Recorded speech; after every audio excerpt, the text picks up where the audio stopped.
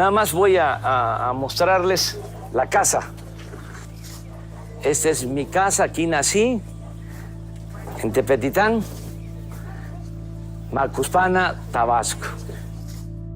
Estos son camellones chontales y aquí aprendí a trabajar con la gente, en el campo, en las comunidades. Me siento muy orgulloso de eso.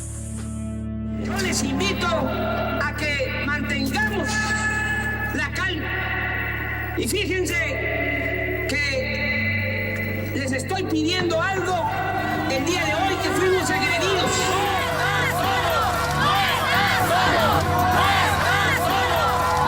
Comparezco con dignidad ante este tribunal por el juicio de desafuero en mi contra.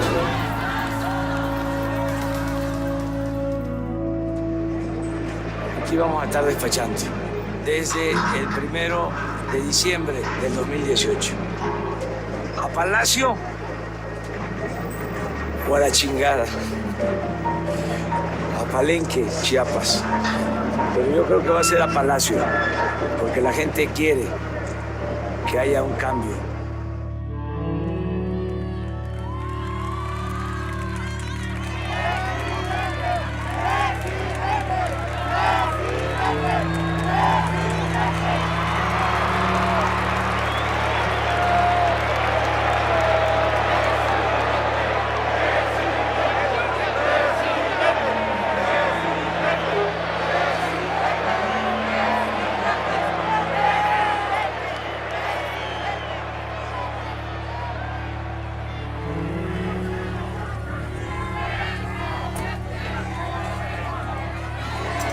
Recuerda lo que te dije, a Palenque o a Palacio. El pueblo de México quiso que fuese a Palacio y yo no le voy a fallar al pueblo de México. Voy a estar a la altura de este gran pueblo, el pueblo mexicano.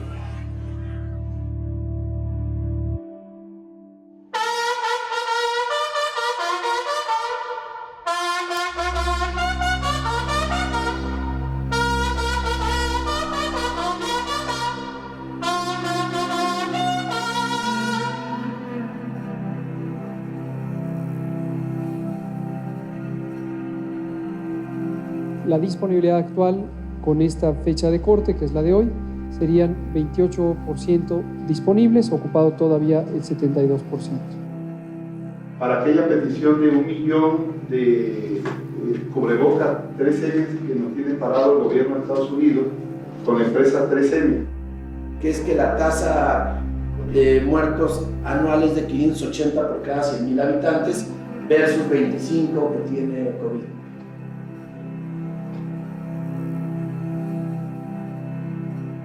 Apoyo adentro. Esto no debe de pasar. Nosotros somos representantes del Estado mexicano. Nosotros tenemos que representar al pueblo. No nos dejemos. Dije varias veces de que iba a ser una transformación pacífica, pero igual de profunda como la independencia, como la reforma y como la revolución. Esas tres transformaciones se tuvieron que hacer con las armas. Una revolución distinta. Distinta. Pero revolución. Sí, porque estamos arrancando de raíz el principal mal de México, la corrupción.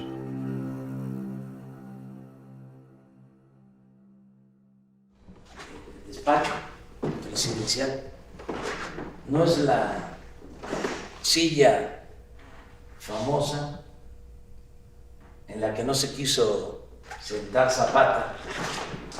Sí se sentó Villa.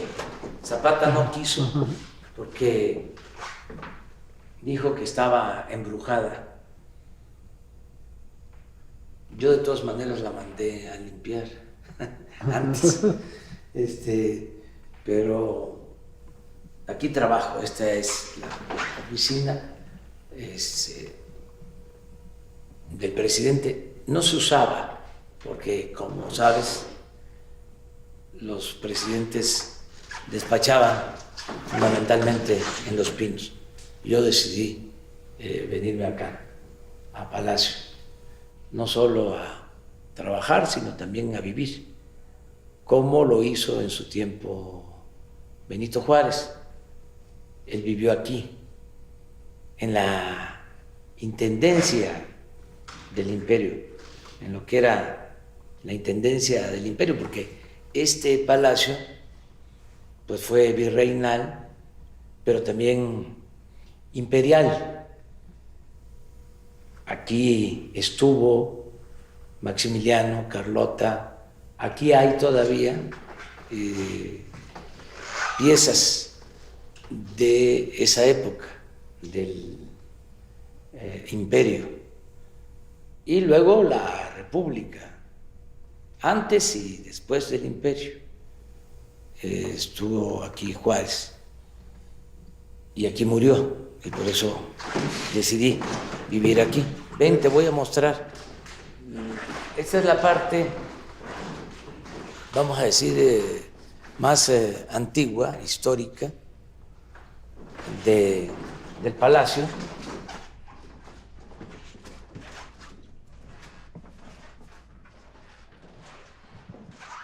Estos son los corredores. Este se llama el patio de honor, aquí abajo. Aquí está la escalera principal. Este es un primer piso. Mira, te hablaba yo de Maximiliano. Esta pieza es de Maximiliano.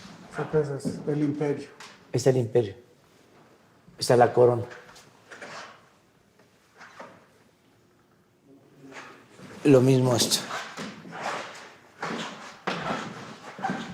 Por favor.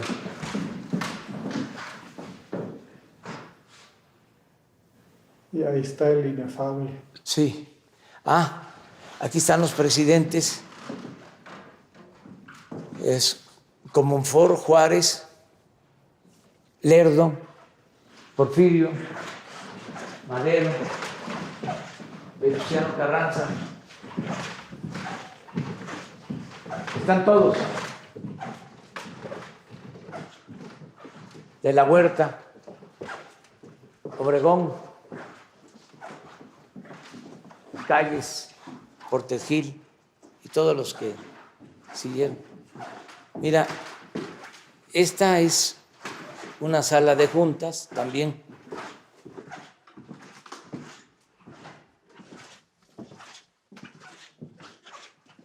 Aquí firmamos Zapata. De la época, sí. Aquí nos lo prestaron Sí, para firmar Zapata. sí, sí. Porque esa silla, también presidencial, es antigua. La silla original en la que se sentó Villa está abajo en un museo. Se tiene. Y de los camellones chontales a este esplendor. Imagínate, no olvido de dónde vengo. No olvido que vengo de abajo, vengo del pueblo. Y por eso estoy aquí, que es el sitio, el recinto del poder público más importante de México, pero no dejo de pensar y de llevar a la práctica el principio de que el poder dimana del pueblo y se instituye para su beneficio. Yo soy un representante del pueblo de México y de manera muy especial, aunque represento a todos, es un timbre de orgullo poder representar más, darles preferencias, si se puede decir así, a los pobres, a los necesitados.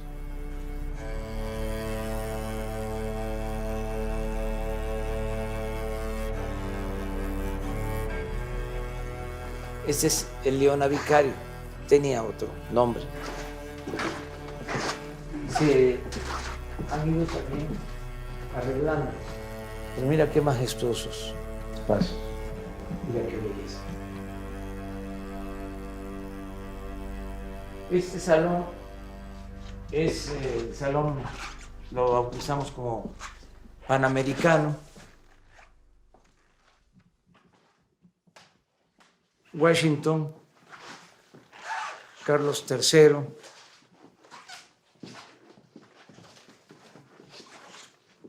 el Libertador, Bolívar y Martí. Que Martí está más presente que nunca. El pensamiento martiano parece ser una influencia decisiva, ¿no? Sí, hay que regresar a Martí, diría Silvio Rodríguez. Tenemos que inspirarnos en nuestros héroes, los padres de nuestras patrias. Ahí está el proyecto. Lo que pasa es que se abandonó, se fue eclipsando. Pero hay que regresar a Hidalgo, a Morelos, a Juárez, a Martí, a Bolívar, a Madero, a Villa, a Zapata, al general Cárdenas. Ahí están las enseñanzas. Y también a Salvador Allende, en el caso de América Latina, a Nelson Mandela, a Luther King, a Gandhi y a muchos otros que son referentes. Ser nacionales y universales. Pero como decía Martí, precisamente, aunque haya un injerto, decía, con lo universal, procuremos que el tronco sea nuestro, que siempre el tronco sea nuestro. No dejemos de ser internacionalistas, universales, pero que no olvidemos nuestra identidad, nuestra idiosincrasia. Un error gravísimo. Por eso fracasó el modelo neoliberal, entre otras cosas. Es de que se impuso de manera homogénea, sin respetar las características propias de cada pueblo, de cada nación. Fue una imposición. No es posible ni en México hacer eso, porque México es un mosaico cultural. Son muchos Méxicos. Entonces, imagínate una sola receta para todo el mundo, una sola agenda para todo el mundo, reformas estructurales para todo el mundo, lo mismo, privatización para todo el mundo, reforma energética para todo el mundo, reforma laboral para todo el mundo, reforma fiscal para todo el mundo, igual para aplicarse en España o en Francia o en Argentina o en Brasil o en México. Eso es un absurdo. Eso fue una actitud prepotente. Las políticas económicas se tienen que aplicar a partir de cada realidad. En el caso de nosotros fue vergonzoso que durante 30 años no se hizo un plan de desarrollo propio, apegado a nuestra realidad. Se copiaban. Siempre se copiaba, ¿sí? Ahora el plan de desarrollo nuestro es distinto completamente. Fue una ruptura, un antes y un después. Y ya en el plan de desarrollo nuestro, pues lo fundamental es el bienestar, es el combate a la corrupción, la austeridad, nada de eso estaba en el modelo neoliberal impuesto por décadas en el país. Pero en fin, vamos a seguir. Este es el Salón de Embajadores. Aquí se recibían las cartas credenciales. Yo ya no lo hago así. Yo recibo a los embajadores en el despacho, pero era para esto, el salón. Un gobierno austero tiene también Sí, que conservar, digamos, una línea de actuación Sí. incluso en estas instalaciones. sí. Cambiar, mantener el protocolo republicano con algunos cambios. Y este es el salón principal. Mira la belleza. Estos son retratos de la época. Retratos de época. Es la batalla de Puebla.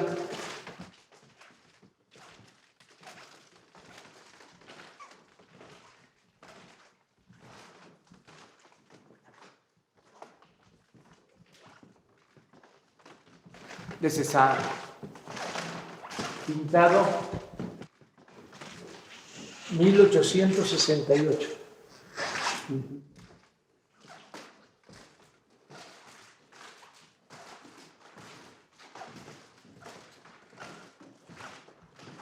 El encuentro de Tenochtitlan.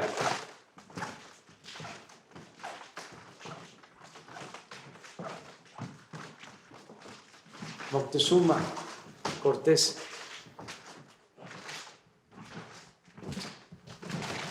Este es el balcón. Desde donde se hace el grito. Sí, aquí es Bajo del cual el grito. pero bajo del cual se celebraron las jornadas de lucha durante muchos años. Muchos años. Sí. Muchos años. Con momentos muy tristes. Sí. Pues aquí estuvimos protestando. Vamos a ver si podemos abrir. No, yo creo que no vamos a poder. Es que esto...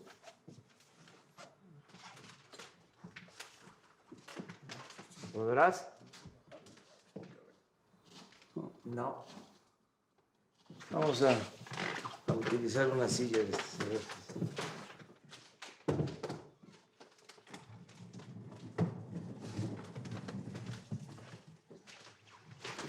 Vamos. Un momentito. Ahí está. No le pasó nada. Pero esa es una imagen del presidente. Hay que hacer las cosas uno mismo. No ya estuviera aquí el Estado Mayor. Ah, sí. ¿Sabes cuántos cuidaban al presidente, verdad? Sí. 8,000.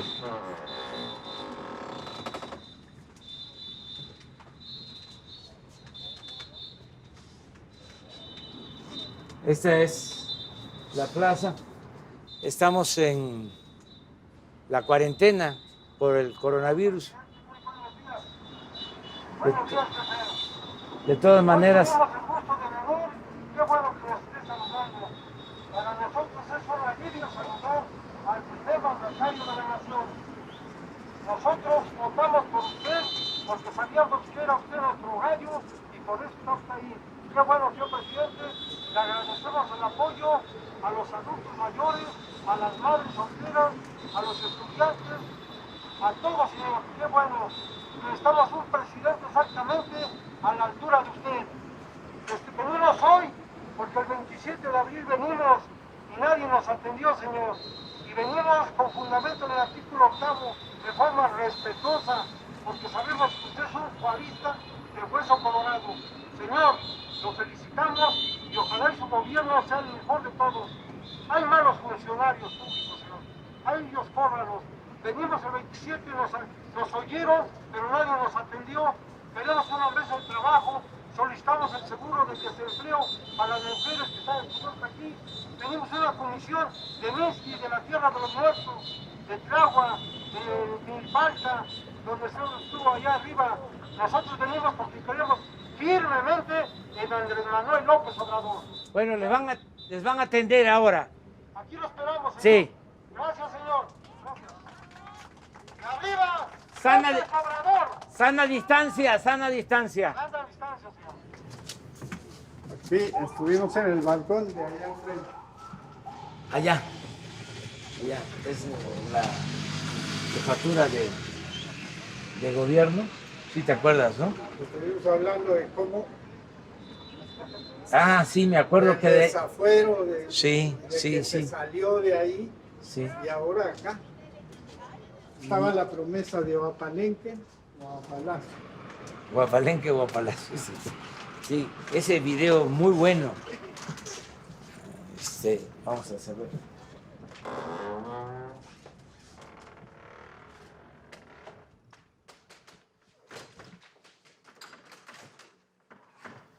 Pero la ruta de ese balcón a este balcón se hizo con una promesa a la gente, transformar el país. Sí.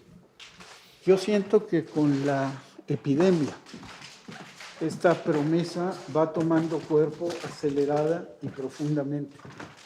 Sí, ya nosotros, Epimenio, sabíamos de el fracaso del modelo neoliberal desde antes de llegar a la presidencia y ya no lo tomamos en cuenta. En el plan de desarrollo al que hice mención ya no está el modelo neoliberal. Definimos una política distinta para atender a la gente, una política democrática. Decía yo que en la economía no podía haber poder sin pueblo, es decir, kratos sin demos. La economía no tiene por qué estar al servicio de una minoría. La economía tiene que representar los anhelos de todo un pueblo. Entonces, un cambio importante fue ese, el que el gobierno dejó de ser un comité al servicio de una minoría y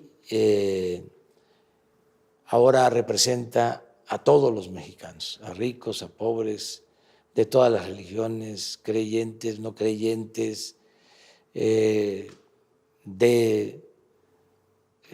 todas las maneras de pensar, garantizando todas las libertades, la diversidad, las culturas. Entonces, esa es parte de la transformación, el separar el poder económico del poder político. Lo que me recomendó un migrante, lo he contado muchas veces, ¿no?, en San Quintín, Baja California, que me dijo, así como el presidente Juárez separó al Estado de la Iglesia, porque a Dios lo que es de Dios y al César lo que es del César, así ahora, licenciado, que ganemos, recuerde, hay que separar el poder económico del poder político, que el gobierno represente a todos. Y eso es lo que estamos haciendo.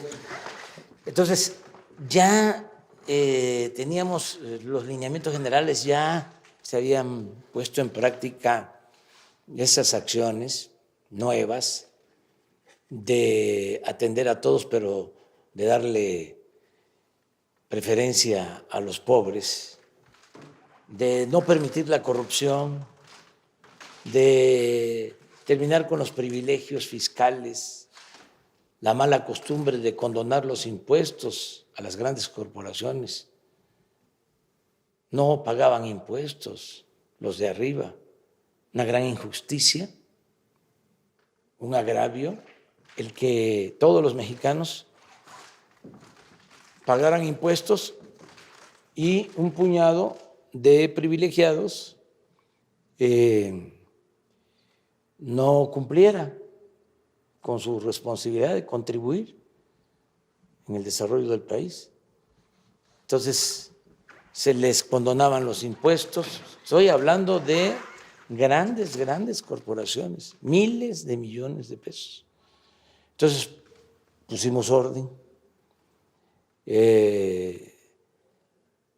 Habían deudas de miles de millones de pesos. Hace unos días hablé que 15 grandes contribuyentes le debían a la hacienda pública 50,000 millones de pesos. Entonces, todo eso se está corrigiendo.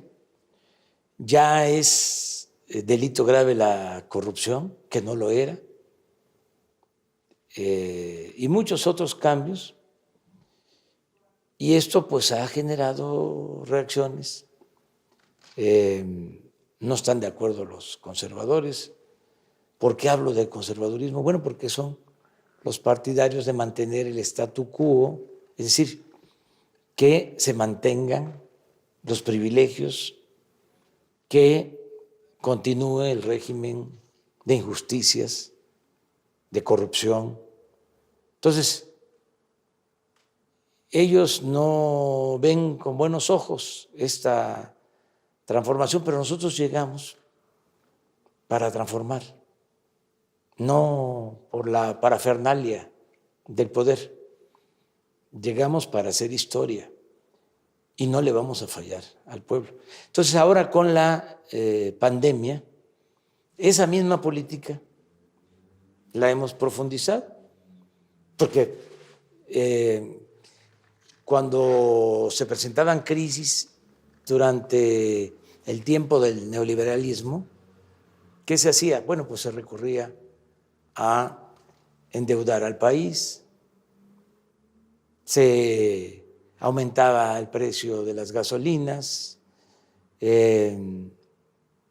habían recortes que afectaban a los trabajadores. Esas eran las recetas, ¿no? Se rescataba a las grandes empresas, a las grandes corporaciones que abusaban. Bueno, en épocas de crisis era cuando más se desataba la corrupción. Entonces, ahora no, ahora dijimos, no vamos a endeudar al país. Aquí me llevaría tiempo explicarlo, pero bueno, es relativamente sencillo. La deuda personal, la deuda nuestra, la deuda tuya, la mía, que es poca, me refiero a la deuda material, si tenemos alguna deuda, pues si nos morimos, esperemos que no sea así, ya ni Vero, ni Beatriz, ni nuestros hijos van a pagar nuestras deudas. Ya no existimos y se acabó. Pero resulta que la deuda pública se hereda de generación en generación. No se cancela, no desaparece. La deuda pública en el siglo XIX se mantuvo desde Santa Anna, que empezó a endeudar al país durante la República. Bueno, por eso nos invadieron. Bueno, fue el pretexto para que Francia nos invadiera, porque el presidente Juárez declaró una moratoria a la deuda, no había para pagar, y se vio obligado a declarar una moratoria. Y por eso nos invadieron los franceses. Luego Porfirio Díaz tuvo que reconocer esa deuda que venía desde Santa Anna. La deuda que contrajo también Porfirio Díaz, porque se piensa que fue un gobierno muy eficaz en lo económico, y lo cierto es que Porfirio Díaz también endeudó al país, sobre todo porque compró las acciones de las empresas ferrocarrileras. Las compañías extranjeras que tenían los ferrocarriles fueron rescatadas por el gobierno, una especie de FOAPROA en aquel entonces, y la deuda pasó a manos del gobierno. Los ferrocarriles se volvieron nacionales porque el gobierno compró los bonos, se endeudó, pero mira lo que era ese régimen para los insensatos que dicen que fue un buen gobierno. Ya era nuestro todo el sistema de ferrocarriles, porque ya se había rescatado, se le había comprado a las empresas extranjeras y los extranjeros seguían manejando los ferrocarriles, ya siendo nuestro. Doble saqueo. Sí, porque no se le tenía confianza, fe al pueblo de México. Es hasta Madero en que ya empiezan los mexicanos a manejar los ferrocarriles, que eran nuestros. Pero bueno, las deudas se van heredando de generación en generación. Últimamente hablábamos del FOAPROA. Es una deuda que originalmente significaba 1 billón de pesos hace 20 años. Se han pagado de intereses otro billón y todavía la deuda se mantiene, el principal. En lo general tenemos con el FOAPROA ese rescate que se hizo de grandes corporaciones, esa operación de convertir deudas privadas de unos cuantos en deuda pública costó 3 billones de pesos. Esto ya la estamos pagando y se calcula que se va a terminar de pagar en 50 años. Fíjate, nosotros llegamos aquí y por mantener la confianza en el país, para no provocar una crisis, para respetar acuerdos, decidimos seguir pagando los intereses de esa deuda. Y a mí me tocó, yo que estuve siempre en contra del FOAPROA, que escribí un libro que se llama FOAPROA Expediente Abierto, que documenté todo el saqueo, me toca a mí enviar desde el año pasado el presupuesto para la aprobación en la Cámara y ya tengo que contemplar 40,000 millones de pesos de intereses por un año.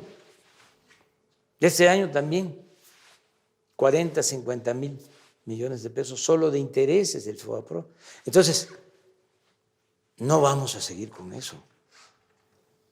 Viene la crisis sanitaria, la del coronavirus, la pandemia, y todos los gobiernos, siguiendo las recomendaciones del Fondo Monetario Internacional, lo que hacen es endeudarse. Nosotros no. Nosotros ahora estamos profundizando en el combate a la corrupción y en la austeridad. Antes se le pedía al pueblo que se apretara el cinturón. Ahora el gobierno es el que se está apretando el cinturón. Te pongo un ejemplo. El último año del gobierno del presidente Peña, aquí en la presidencia, ejercieron 3,600 millones de pesos. Nosotros ya el año pasado, el primer año de gobierno, ejercimos 800 millones. Es decir, 2,800 millones menos. de 3.600 en el 2018 a 800 millones en el 2019. Y este año, porque le estamos dando otra vuelta a la tuerca, vamos a ejercer 600 en la presidencia. Y no ha habido demérito. No vamos a presumir que es mejor ahora la presidencia que la que había antes, pero sí podemos decir, cuando menos, que pues es lo mismo. ¿Cuál es la diferencia? Bueno, ya, mira cómo estamos aquí solos. Hablabas del Estado Mayor, ya no existe 8,000 elementos para cuidar al presidente y toda la parafernalia de poder, los aviones, la servidumbre, como si fuésemos una realeza, como parte de una monarquía y no de una república. Y te hablaba yo hace un momento de cómo hay que regresar a nuestros héroes, a las enseñanzas de nuestros héroes. Es regresar a Juárez, que decía, el funcionario tiene que aprender a vivir en la justa medianía. Esas son las enseñanzas que estamos aplicando. La transformación va. Y también dije varias veces de que iba a ser una transformación pacífica, pero igual de profunda como la independencia, como la reforma y como la revolución. Esas tres transformaciones se tuvieron que hacer con las armas. Una revolución distinta. Distinta. Pero revolución. Sí, porque estamos arrancando de raíz el principal mal de México, la corrupción. Entonces, esto, como es natural, genera inconformidades y hay grupos que se oponen. De ahí viene el término reacción, los reaccionarios. Yo creo que todavía no alcanzan, ¿no?, a constituir un grupo reaccionario, porque todavía no se articulan bien. Desde luego, sí están muy enojados, están de mal talento y talante, porque nos están atacando mucho en los medios de comunicación convencionales, todos los días. Y están, incluso yo siento, que pasan del enojo a la conspiración y a la incitación al golpe. Sí, pero no hay condiciones para eso. No han podido crear esas condiciones. Y además, nosotros tenemos el apoyo de la gente, el respaldo popular. Pudieron derrocar y asesinar a Madero porque, siendo un hombre bueno, un demócrata auténtico, no pudo o no le dio el tiempo para hacerse de una base social de apoyo. Creo que perdió la oportunidad cuando había buenas relaciones con Zapata. Con Zapata y con Villa. Y con Villa. Con Villa siempre las tuvo. Pero con Zapata lo perdió. Sí, con Zapata, a pesar de que se llevaban bien, terminaron por separarse y se quedó en el aire. Cuando sale aquí,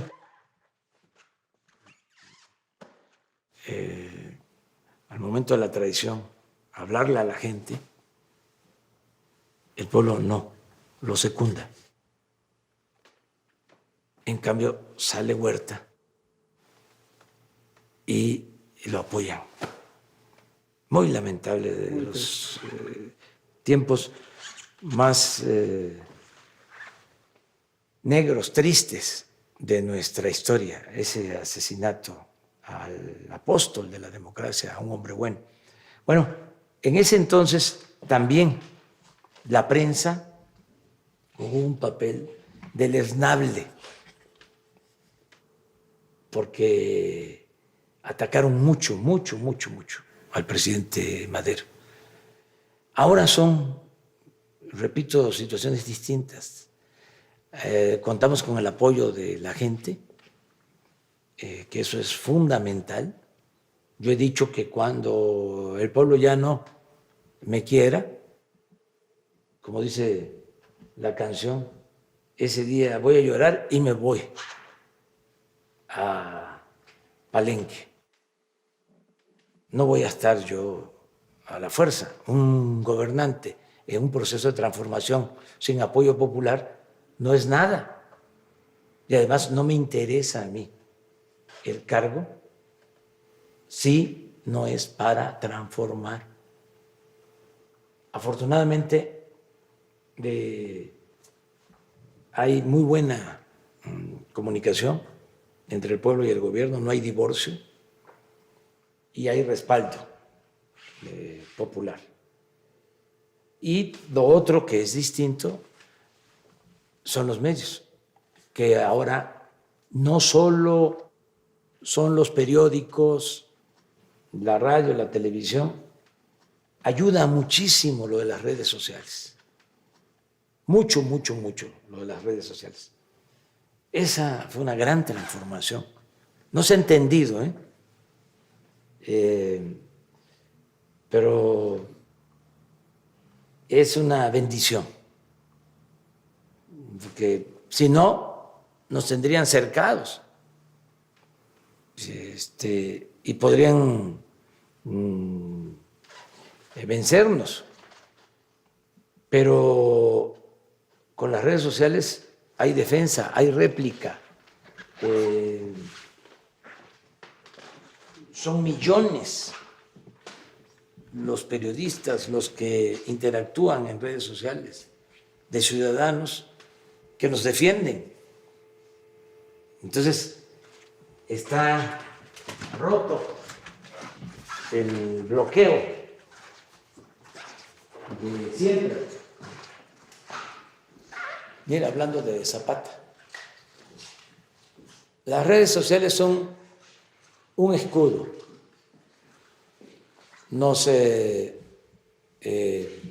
ayudan mucho.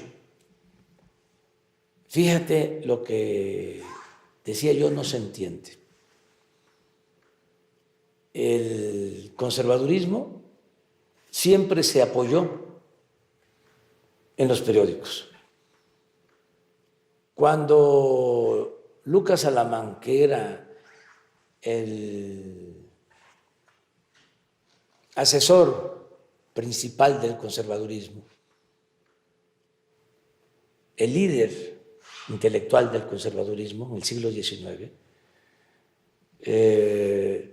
cuando querían que regresara Santana a México, después del 47, después de que nos arrebataron más de la mitad de nuestro territorio, y Santana fue responsable, y se tiene que ir al extranjero, después de esa gran tragedia, todavía los conservadores van a buscar a Santana. Ya había estado 10 veces en la presidencia. Y le escribe Lucas Alamán y le dice, venga, no se preocupe, porque nosotros manejamos la opinión general, lo que después se empezó a llamar opinión pública. Nosotros manejamos la opinión general porque nosotros somos los que controlamos a los principales periódicos del país. Y en efecto, regresó Santana y desde Veracruz hasta la Ciudad de México lo ovacionaron. ¿Sí? Bueno, estamos hablando de 70 años, porque esto fue 1853, 1852, como 70 años antes de Goebbels, que decía que la propaganda era lo fundamental, que una mentira que se repetía muchas veces se convertía en verdad. Lo que hicieron conmigo en el 2006, o sea, peligro para México, peligro para México, peligro para México, peligro para México. Y bueno, sobre eso están ahora. Sí, pero ya no es lo mismo. Fíjate cómo, a la par de que se derrumba el modelo económico neoliberal, se cae también ese modelo de comunicación que tardó siglos. Por eso se hablaba del cuarto poder. Entonces, eso está en crisis, en decadencia, no solo en México, en el mundo.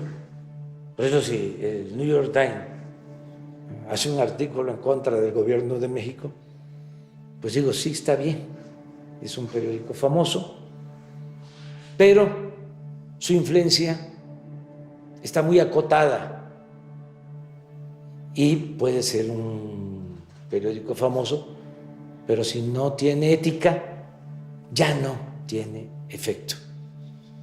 Porque ahora hay medios de comunicación alternativos, sobre todo las redes sociales, y mucha gente consciente, que eso es lo otro.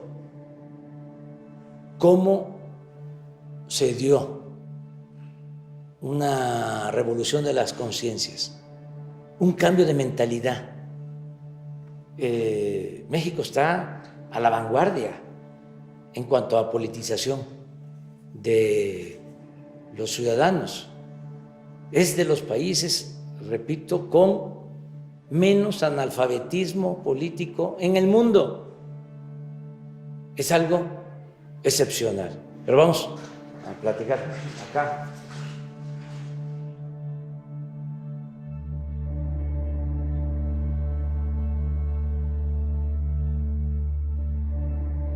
Ya hicimos esta sala. Cuauhtémoc la dignidad de nuestro pueblo.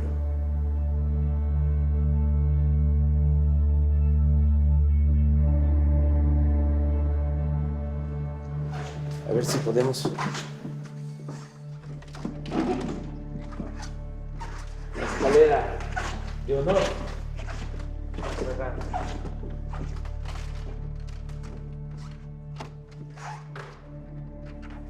No.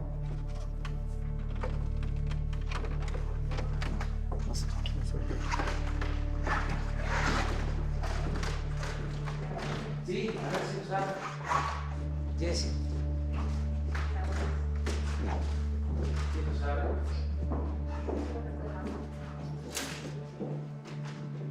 Mira, está fácil.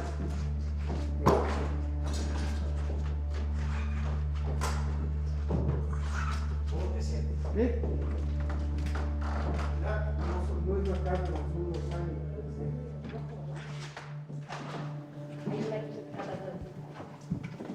Esta es la escalera de honor. Te invito. Aquí suben y bajan los jefes de Estado, pero tú representas al pueblo de México. Ven. Así que ese es un derecho.